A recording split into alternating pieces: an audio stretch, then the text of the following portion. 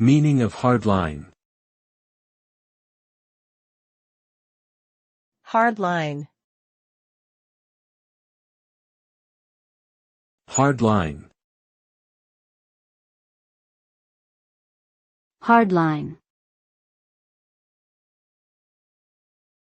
Hardline.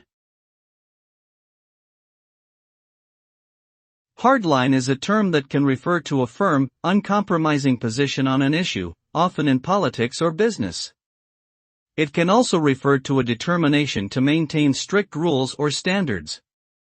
Taking a hardline approach may lead to confrontations and difficulties in finding common ground with others who hold different views. However, it may also be seen as necessary to achieve certain goals or objectives.